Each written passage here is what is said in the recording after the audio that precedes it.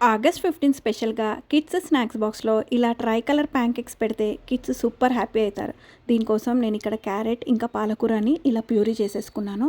ఇలా ప్యూరీ చేసేసుకున్న దాంట్లో దోస బ్యాటర్‌లో 3 కలర్స్‌గా డివైడ్ చేసుకున్నాను.